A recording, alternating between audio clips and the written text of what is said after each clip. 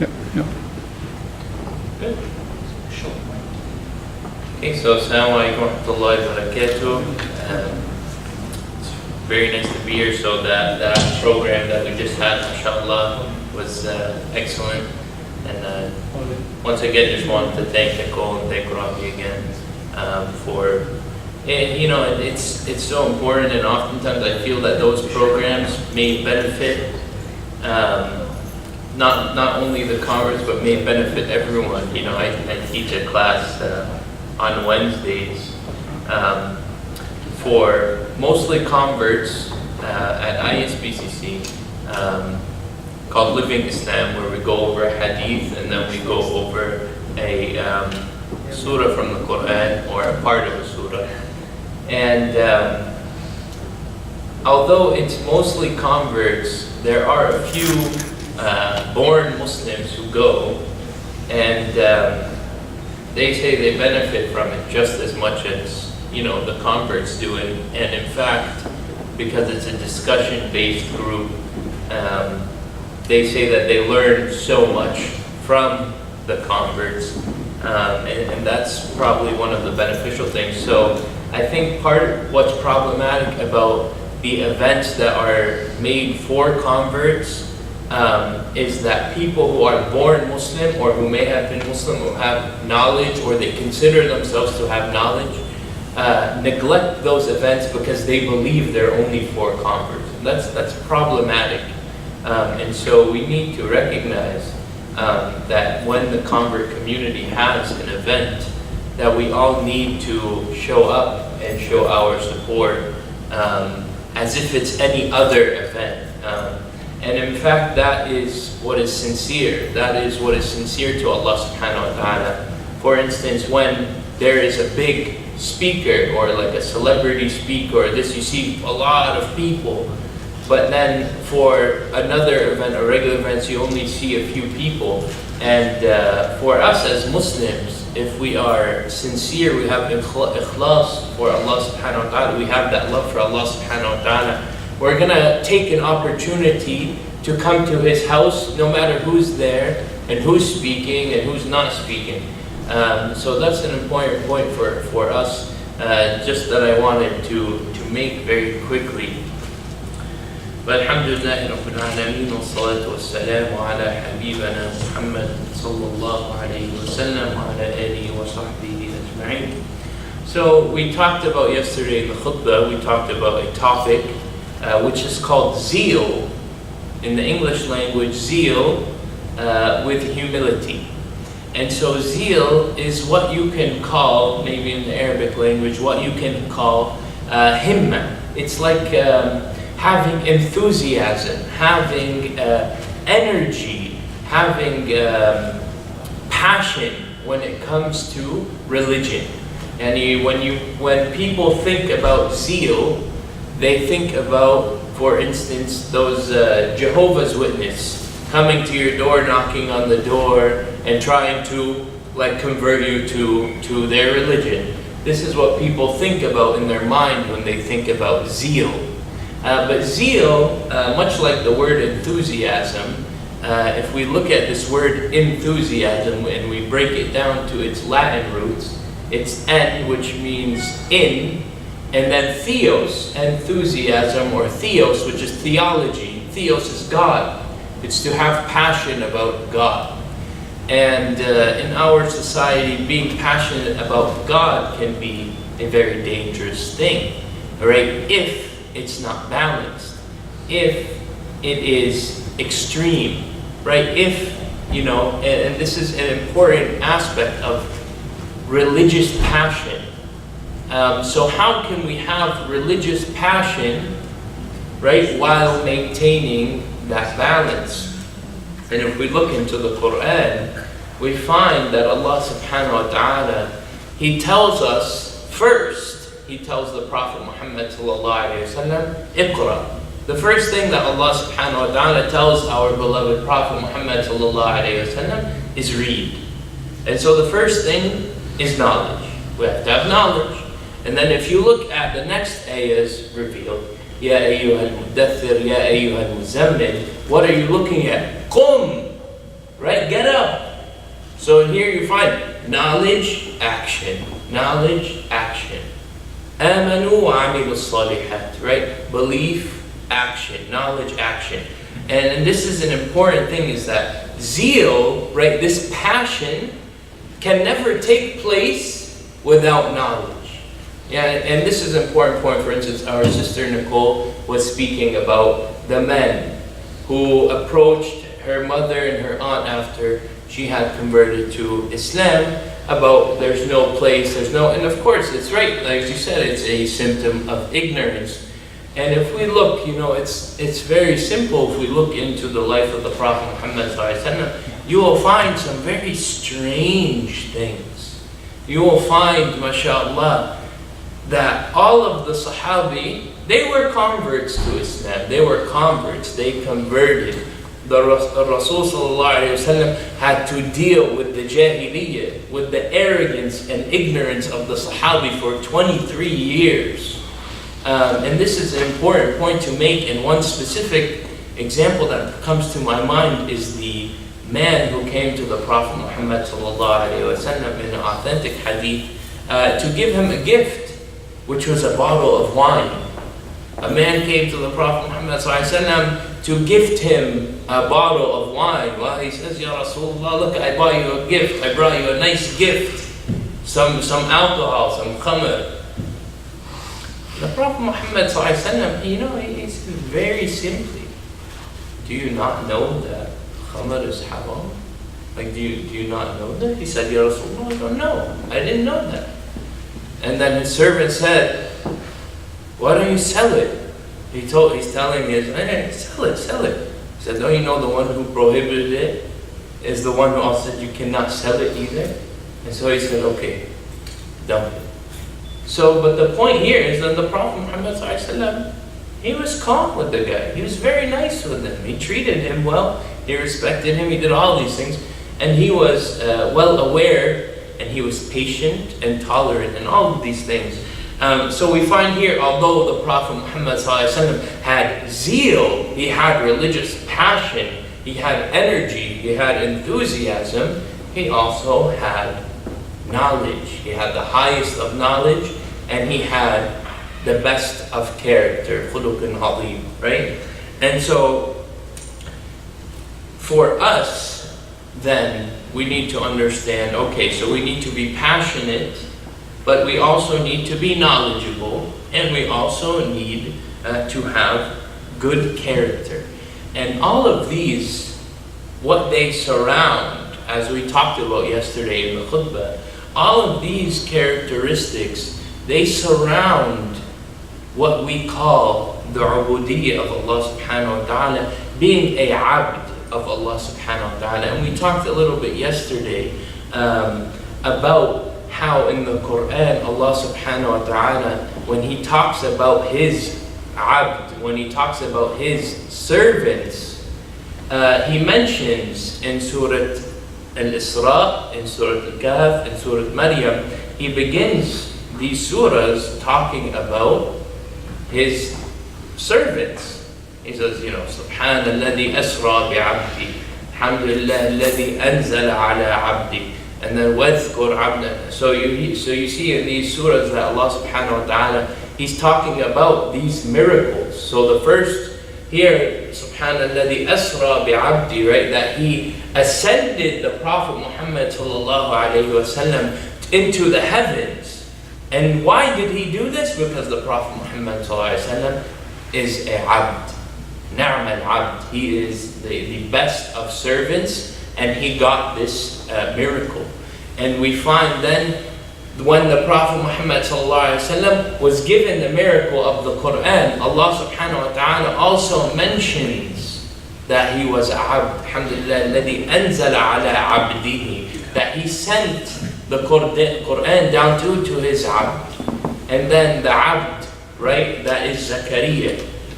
And so when we look at the prophets, and for instance, Maryam alayhi salam, we're looking at, for instance, with Musa alayhi salam, that Allah subhanahu wa ta'ala gave him a miracle, right? That his stick can turn to his staff can turn to a snake. And also that he had to, right? His staff, hit it in the ground and it parts the sea by the will of Allah subhanahu wa ta'ala. And so we see here that the miracles, the people who caught the miracles of Allah subhanahu wa ta'ala, that Allah guided them and intervened in their life and gave them great causes and ambitions and all of these things. Why did they do that? Is because Allah subhanahu wa ta'ala said they were abd, they were servants. And so we need to analyze this word and we need to understand what it means to be abd. And part of something that will help us understand what it means to be a abd of Allah subhanahu wa ta'ala is to actually think, what does a servant look like? A servant or even a slave. What is their life like? What do they look like? What are their mannerisms? And this is an important point. And so let's think about this as a group. What is a characteristic of a servant? Does anyone want to try to answer? What is the characteristic of a servant in our sense, in the worldly sense of a servant or a slave or someone who serves? What is that? What do we see from that? Wouldn't you? I'll say something. Does not everyone see that a slave is considered to be, in our worldly sense, the lowest of society? Can we agree on that? That's not necessary. It's not necessary. Oh, that's a good point. That's ultimately the main point. But from a worldly sense, if someone's serving you, let's say you have, like for instance, a lot of Arabs, they have female migrant workers from Sri Lanka and from Philippines and from all of these places. And a lot of them are brutalized and abused and hurt, right, at the hands of the people who employ them, right? And they call them derogatory terms like abd and all of this. Like abd is a derogatory term, right? Or if people call a black person, they call them abd, right? It's a derogatory term. And so why does Allah subhanahu wa ta'ala use a derogatory term to describe the highest of His people? These are the best of people. The Prophet Muhammad sallallahu alaihi wasallam and Musa and Isa and Maryam and Zakaria and all these people, where He calls them servants or slaves. So we need to begin to reconstruct in our minds, how does a abd work? And what characteristics does the abd have? And so when we look, for instance, as the example that we talked about yesterday, where in the ayah from Surah Al-Furqan, where it says, إِذَا خَاطَبَكَ الْجَاهِلُونَ قَالُوا سَلَامًا. So here we have that Allah subhanahu wa ta'ala is saying, not saying if, He's saying when. Saying when people who are not in a state of control, because the opposite, as we talked about, the opposite of jahil is aqil, right? The opposite of someone jahil does not necessarily mean religious ignorance. It can also mean someone who's out of control. And they're emotionally unstable, in the sense that they're insulting, they're defaming, they're rude, they're hurtful, they're angry, they're going crazy. So if this happens, right, you're being insulted, you're being defamed, someone's being rude to you, قَالُوا سَلَامًا. You respond in a calm and peaceful way. And so the abd, right, the servant of Allah subhanahu wa ta'ala, what is a characteristic is that when people insult them and are rude to them and defame them and hurt them and harm them, they respond peacefully and calmly.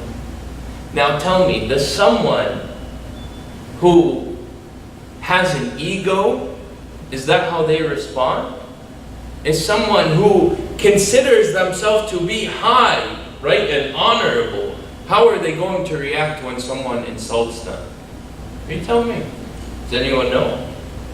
When's the last time someone insulted you? How did you act? This is a good point. When's the last time someone insulted you, or hurt you, or yelled at you? How did you act? Now think of a slave. Right? Think of a slave. Now we're kind of disconnected from this. If someone who's their servant, your boss or your master yells at you, how do you act? You just have to take it. Right? Because you say, well, I'm going to lose my job, or I'm going to do this, or that. Right? All of these things, so you just take it. And so this is what we're talking about here, is the abd of Allah subhanahu wa ta'ala. He acts that way, or she acts that way, regardless of the condition. Hey, someone insults me, someone's rude to me, whatever it is, it doesn't matter who they are. Whether they're your boss, whether it's your chef, whether it's your wife, whether it's your husband, whether it's your children, it doesn't matter who it is. This is how you act, and you carry yourself in that way, that you're humbled. Like you're humbled, like you are completely humbled in the way that you carry yourself, and you don't see yourself, right, as someone who is high, or someone who is knowledgeable, right? And we talked about yesterday as well how it was some of the great mashayikh, some of the tactics that they would employ to make sure that they were intellectually humble, like they were humble people. And for instance, we have the great example of Hassan al-Basri, rahimahullah, who used to say that the completion of someone's iman or their Islam is that they have knowledge, but those who are around them see them as ignorant. Now this is kind of we have to break this down a little bit. How is it that someone can have knowledge, but others look at them and they say, this person doesn't have knowledge. This person is just like us. And he's just a normal person. This is as Imam Hassan al-Basri, rahimahullah, says, this is the completion, right, of the person's iman. And Imam Hassan al-Basri, rahimahullah, he also used to say that whenever he would sit with people, he would not leave the seating or the setting or the gathering until he felt that everyone that was sitting with him thought that they were better than him. And he wouldn't leave the gathering until he thought that everyone sitting with him thought that they were better than him. And so how does this work? So humility, to be humble, right, requires work and effort. And we look at the one who is zealous, the one who has zeal, who has passion. Usually they do not balance their passion with humility. And there is an imbalance there. And so it is important for us to understand that we need to employ tactics to humble ourselves. And so one of those tactics is to use, right, because we have an obligation, which is called Amar bil Ma'ruf, which is to promote goodness, right? We need to promote things that are good. And one of the ways that people promote goodness is they promote themselves, actually. So let's say, all right, what I'm gonna do is I'm gonna tell everyone this good thing that I did so I can encourage them to do good. And I'm gonna tell everyone, for instance, I'm gonna go on Facebook and I'm gonna write, MashaAllah, I had the best fajr today. I prayed the best fajr prayer ever. And I sat with everyone, then I read Quran, and I did all of these good things, MashaAllah. And the person's intention is, I want to encourage everyone to do good. So I'm going to tell them all about, what I did this morning. And so when we look at the Sahabi and we look at the Tabi'een, or Tabi'een, or Salaf, we find that they were people who were scared for people to know what they did. And we have the saying, hide your good deeds like you hide your sins. Right? How would we all hide our sins? We wouldn't want anyone to know. But when it comes to our good deeds, some of us are very willing to tell everyone. Look at this charity I give. And especially, it's a lot of Muslims do it, but it's especially prevalent too with non-Muslims. Any good thing they do, right away you'll find it. All over social media, all over Facebook, all over telling everyone, I had this amazing experience and I paid for the person's food behind me in line, or this and that, like just telling everyone all the good stuff they did.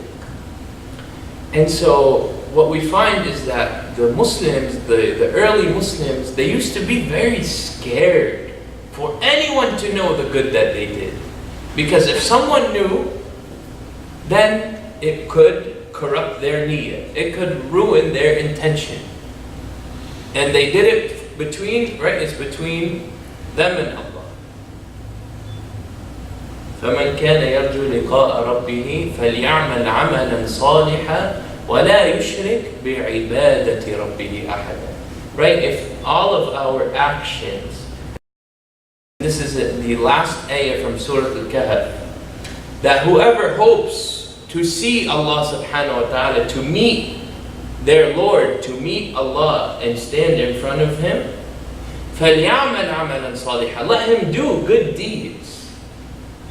Right? Do good deeds. But what's the disclaimer? وَلَا يُشْرِكْ بِعِبَادَةِ رَبِّهِ أَحَدًا. Don't join partners in the ibadah of Allah, in the worship of Allah. And so when you do something good and you tell others about it, you are potentially associating them and the reward that you get from them, like the good feedback, the praise, all of these things, with the ibadah that you did, with the worship that you did. You may be potentially joining them and joining their reward.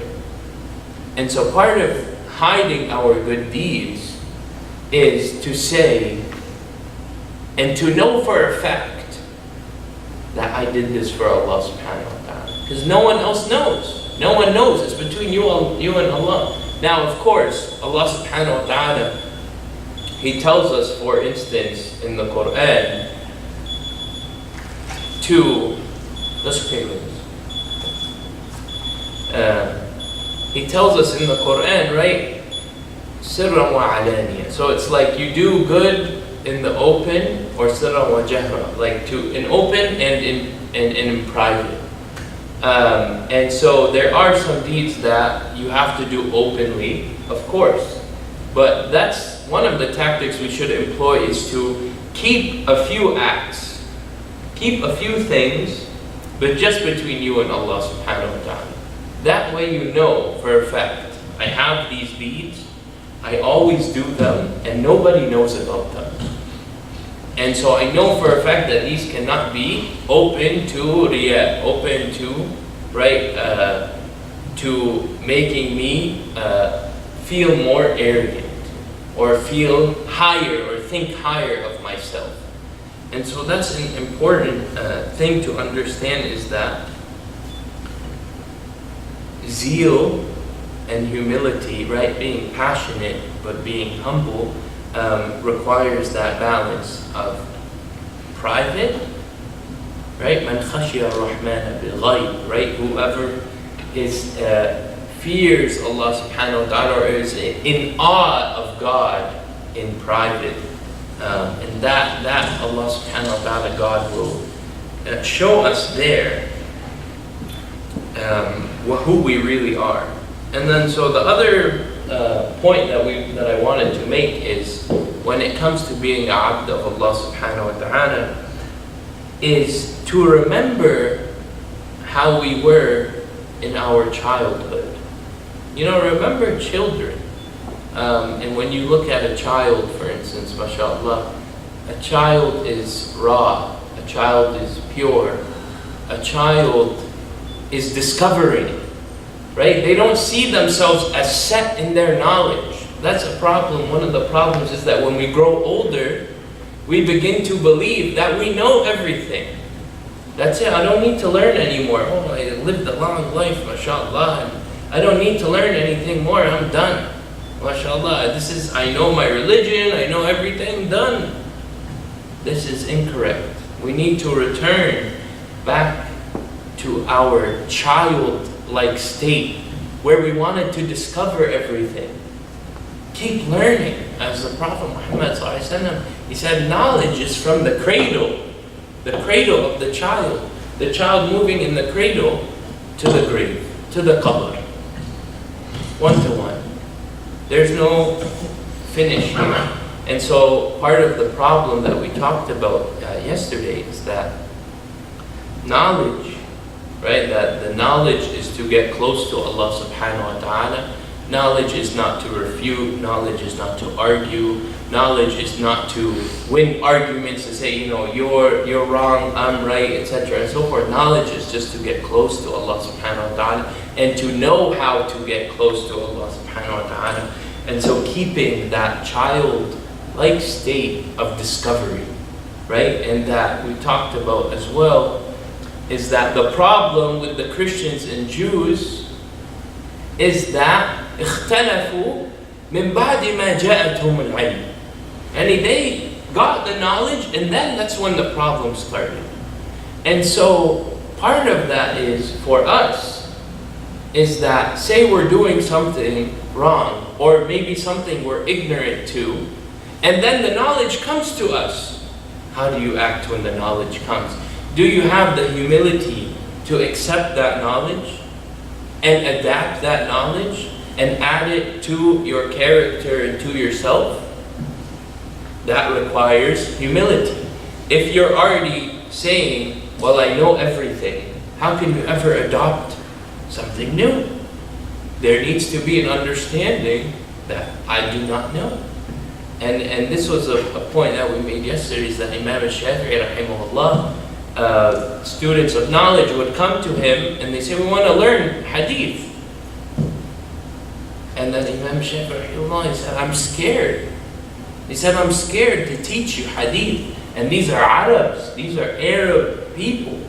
These are Arabs coming to learn hadith. He said, I'm scared because I don't think you know enough Arabic to take these ahadith from me and give justice to them. As in, you take them from me and then you lie upon Allah and His Messenger and you take your seat in the hell. So he was scared to teach them hadith. And so there's that point, is that you find a lot of people, mashallah, and especially among the Arabs, you'll find that they believe that because they know Arabic, that they don't need to learn anymore. They don't need to read tafsir, they don't need to know nahaf, sarf, sharm, they don't need to know anything further, and that they can, mashallah, interpret the Quran and interpret the ahadith, and then they fall into problems. And similarly, you find with converts, and you find with youth, you find that converts, they come into Islam, but they don't stay strong seeking knowledge, and then they fall into holes.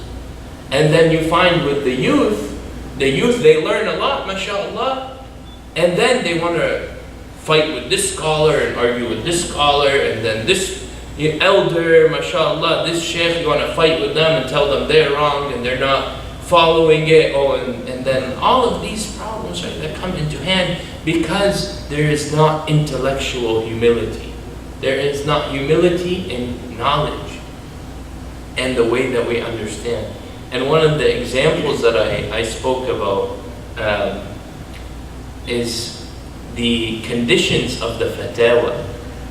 And there's a great book, mashallah, on the conditions of making fatawa, which is religious opinions. And Imam al-Ghazali, rahimahullah, one of the conditions he talks about is that for someone to make a fatwa, for a scholar to make a fatwa, for the ulama and scholars to be qualified, is that they need to be from the audience of the people you're making fatwa for.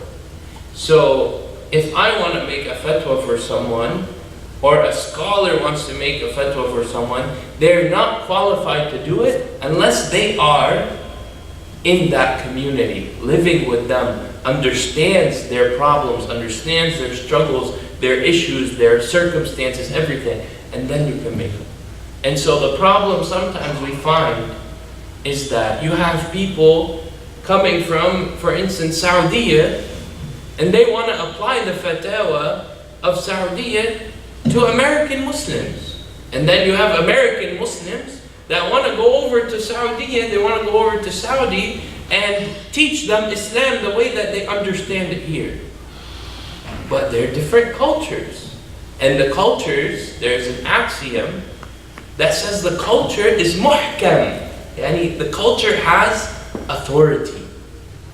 To be able to have an authority on different issues. And so there's an important factor here, is that when sometimes, for instance, immigrants will come over here and they say, this is wrong, this is da da da da, but they may not truly understand. And so this is the point, is that if a scholar comes to you with evidence,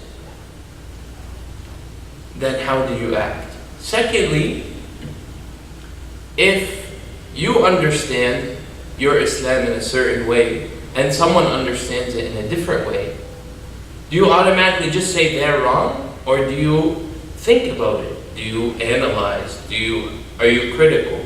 Right? And so that's another important point, is that we need to understand and internalize that reality.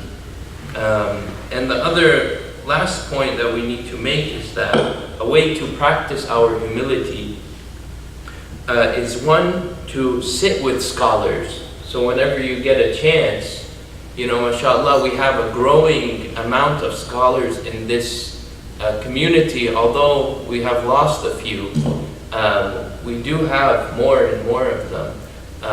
And we have here, mashallah, Sheikh Abdul Razak, and there's Sheikh Yasir Fahmi, ISBCC, there's Sheikh Imam Abdul Rahman.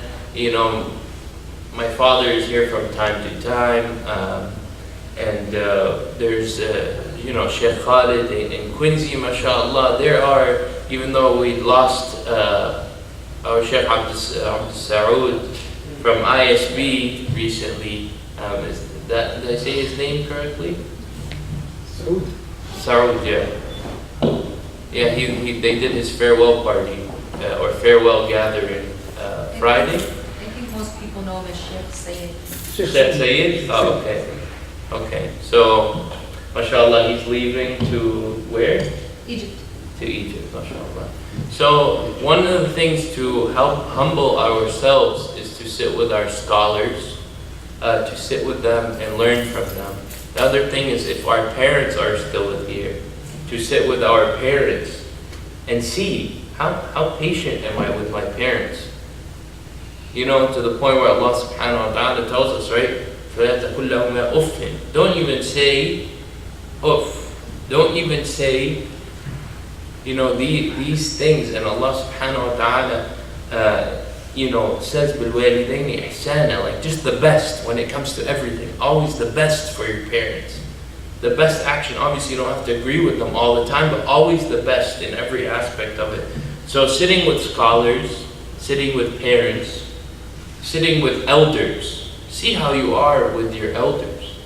Are you respectful to them? Or can you sit and have a conversation? Or do you just feel, oh, I can't connect with someone who's older than me? Back to my phone. How are you with elders? And then for elders, how are you with people that are younger than you? Right? With people who are younger than you. Can you listen to them?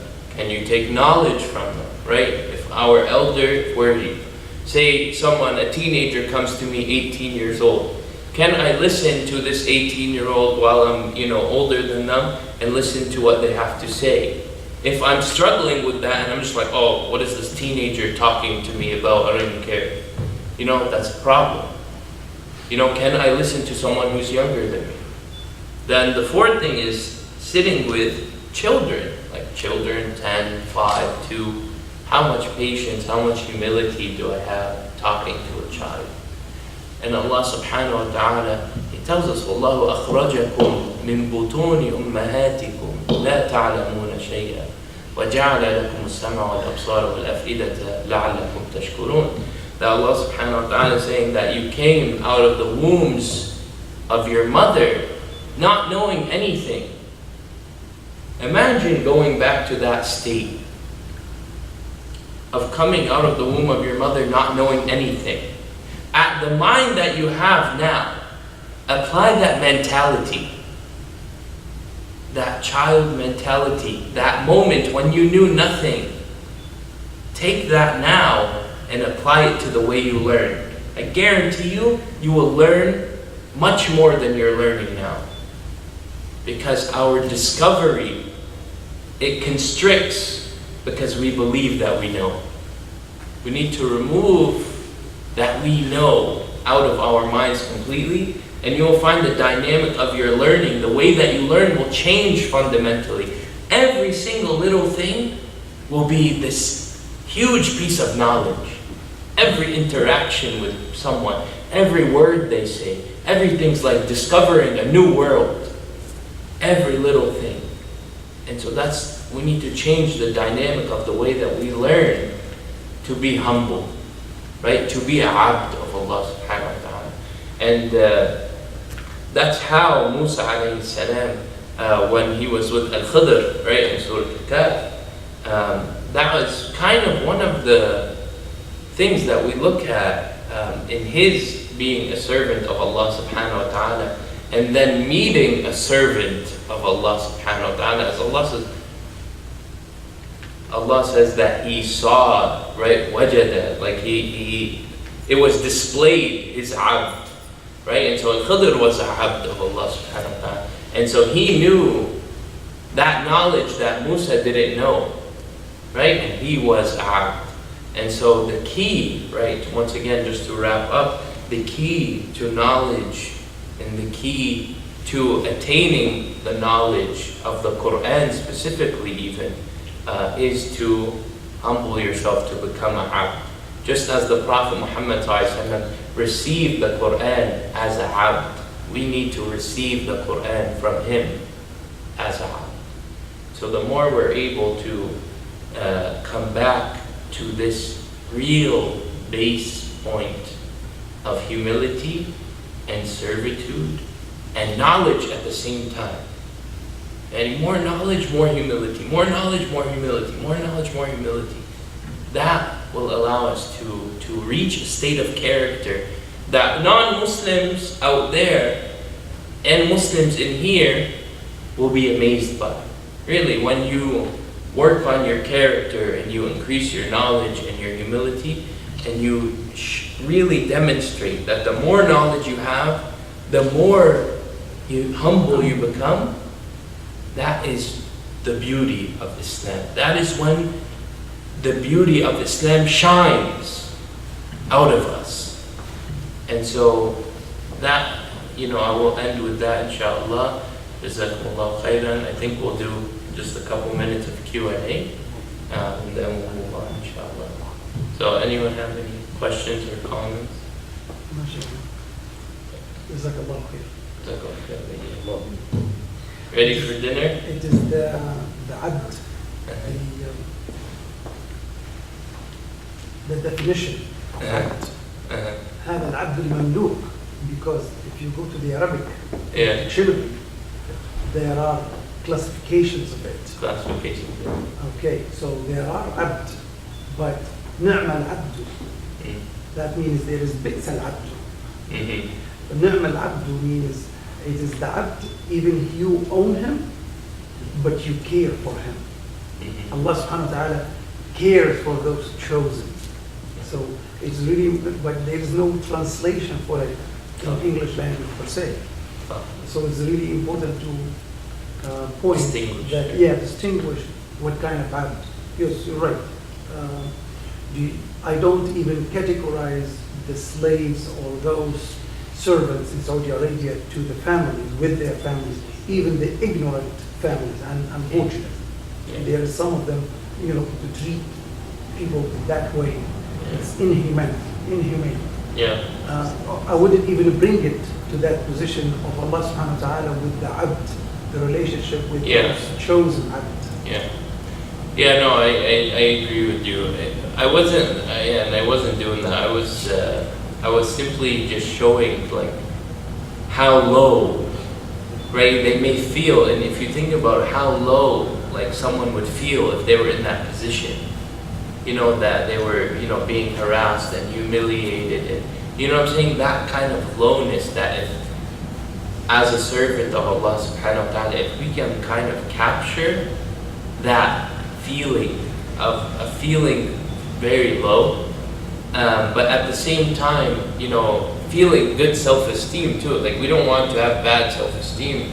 We want to feel good about ourselves. We want to be, loving and compassionate towards ourselves, but that humility, right? But it's not forced. It's just for Allah subhanahu wa ta'ala in that sense.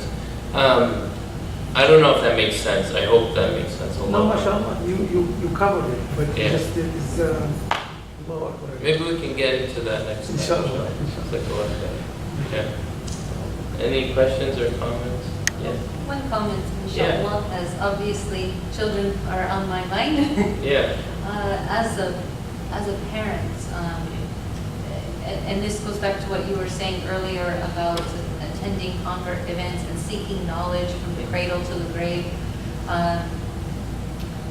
Children hold a special place in the heart, in the compassion and love of Allah subhanahu wa ta'ala and all the prophets. And one thing that points that out, as a parent, your child goes through this discovery phase. As adults, we become jaded to what's around us. But then your child reaches a certain point of development where they notice everything. Look how beautiful the mountains are. Oh, mommy, look at the birdies. They're flying. Like, everything has a sense of wonder. It's new.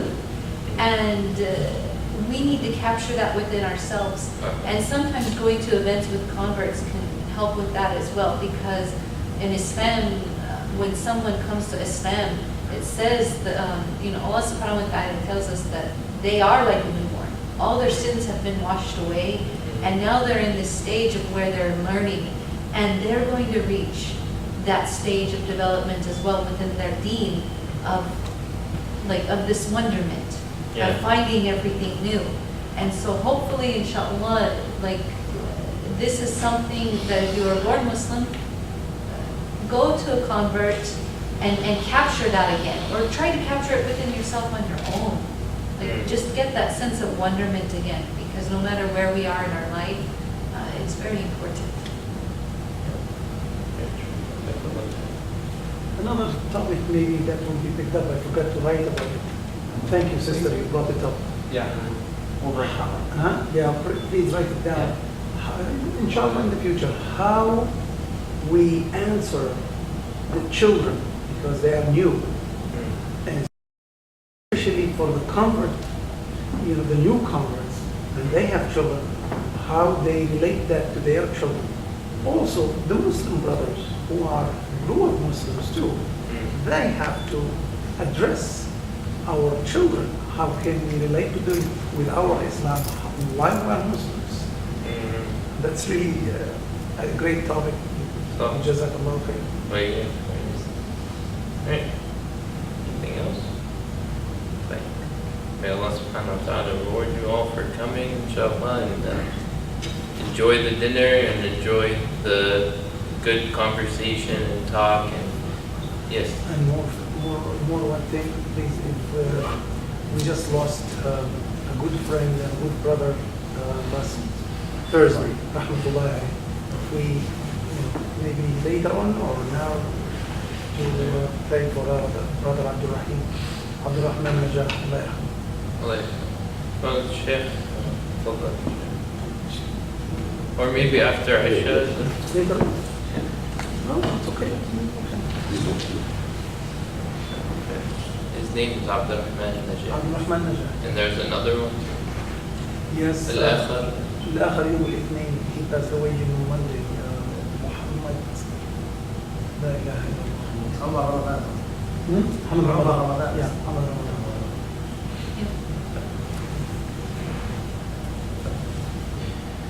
بسم الله الرحمن الرحيم.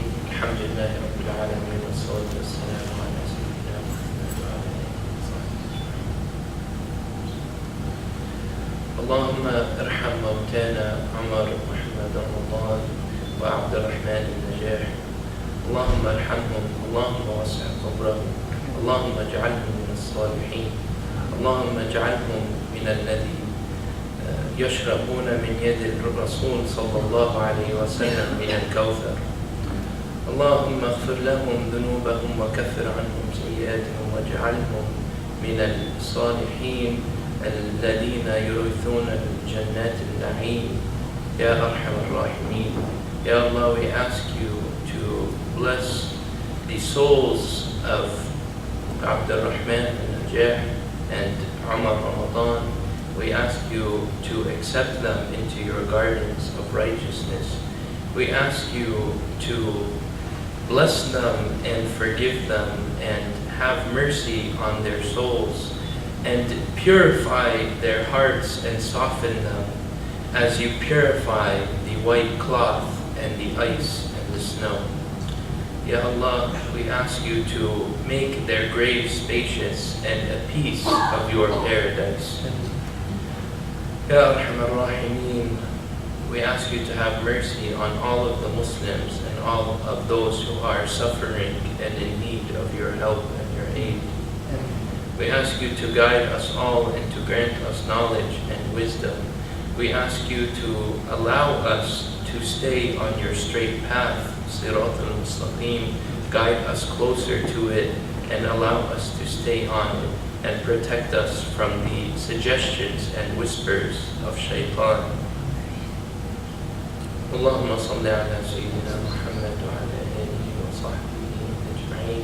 We ask you to protect our mothers and our fathers, our children, our siblings, our loved ones, and all of the Muslims around the world, and to purify and give peace to the hearts of all of humanity, that they may be softened and that they may be warm and that they may answer the call of Allah subhanahu wa ta'ala, of the one and only God.